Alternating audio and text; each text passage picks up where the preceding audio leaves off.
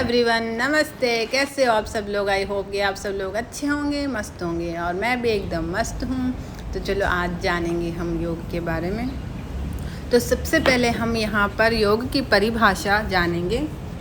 तो योग ही जीवन है, ये सबको पता है, योग ही जीवन है। तो चलो परिभाषा की जानकारी जानेंगे। योग की परिभाषा पतंजलि के अनुसार योग चित्तवृत्त निरोधा, चित्तवृत्त का निरोधी योग है, और योग का अर्थ ही जोड़ना और मिलाना है।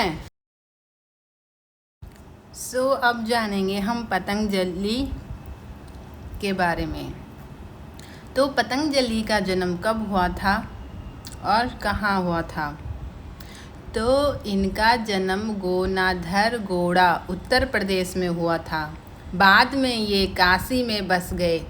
ये व्याकरण आचार्य पाणिनि के शिष्य थे, ठीक है। और काशी आज भी श्रावण कृष्ण नाग पंचमी को छोटे गुरु का, जो बड़े गुरु का नाम, तो वो बोलते हैं कि लो भाई नाग लो।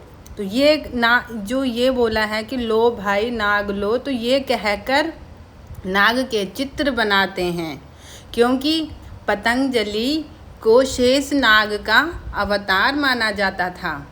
पतंजलि शुंग वंश के शासन काल में थे। तो पतंजलि प्राचीन भारत के मुनि थे, जिन्हें संस्कृत के अनेक महत्वपूर्ण ग्रंथों का रचयिता माना जाता था, ठीक है।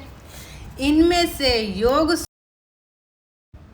अब जानेंगे हम यहाँ पर कि योग किसे कहते हैं और इनके कितने प्रकार होते हैं। तो योग शारीरिक व्यायाम, शारीरिक मुद्रा, आसन, ध्यान, सांस लेने की तकनीकों और व्यायाम को जोड़ता है। इस शब्द का अर्थ ही योग या भौतिक का स्वयं के भीतर आध्यात्मिक के साथ व्यक्तिगत चेतना के मिलन का भी प्रतीक है, ठीक है। जो मन और शरीर, मानव और प्रकृति के बीच एक यहाँ पर जानेंगे हम योग के प्रकार। तो योग के प्रकार 7 हैं, जैसे कि कर्म योग, ज्ञान योग, हठ योग, राजयोग, मंत्र योग, लय योग और भौतिक योग। तो चलो जानेंगे भौतिक योग क्या है, इसका मतलब क्या होता है, भौतिक का मतलब क्या होता है। तो भौतिक शब्द से भज बना है, जिसका अर्थ होता है भांति या ईश्वर सेवा, ओके। और अब जानेंगे हम कि कर्म योग क्या है, क्या मतलब है, कर्म क्या है। तो कर्म अर्थात कार्य या काम करना है। ज्ञान, ज्ञान योग क्या है, ज्ञान का मतलब क्या है, क्या ज्ञान होना चाहिए। तो ज्ञान अर्थात बुद्धि, ज्ञान को बुद्धि का योग भी कहा जाता है। ज्ञान हमें सही मार्ग पर चलाने के लिए रास्ता दिखाता है, और इसीलिए हमें अपने जीवन में अच्छे अच्छे ग्रंथों का पढ़कर सही पंथ प्रदर्शन करना चाहिए, ओके। आई बात समझ में। और ज्ञान योग हमें मोक्ष प्राप्ति में सहायता करता है। ज्ञान 2 प्रकार के होते हैं, तात्विक ज्ञान, आध्यात्मिक ज्ञान।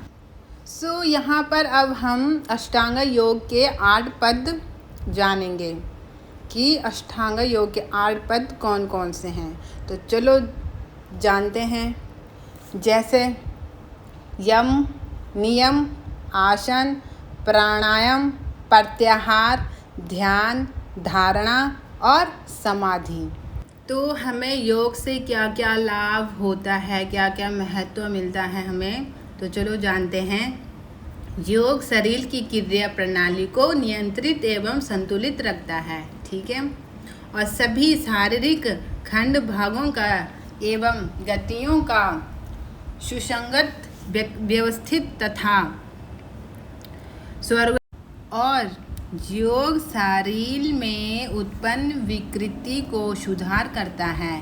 योग से पाचन शक्ति बढ़ती है, कब्ज दूर होता है, मोटापा दूर होता है और मांसपेशियों में शक्ति आती है, भूख बढ़ती है, स्मरण शक्ति बढ़ती है, ध्यान एकाग्रचित्त करने के शक्ति बढ़ती है, नियमित योग कर। तो आज की वीडियो मेरी यहीं पर समाप्त होती है और मैं आपको और जानकारी दूंगी योग के बारे में। तो चलो गाइस, मिलते हैं आपको नेक्स्ट अगली कल आपको एक और नई वीडियो के साथ, वो भी योगा के बारे में जानकारियाँ जानेंगे। तो चलो ठीक है, bye, see you again, take care, bye bye.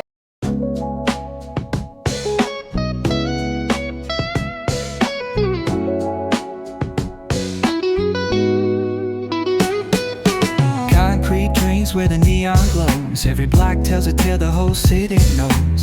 Rhythms in the shadows where the cold wind blows. Life's a gamble on these streets, anything goes. Boom bap echoes through the alleys at night. Soulful samples lift the darkness to light. Deep kicks pounds like a heart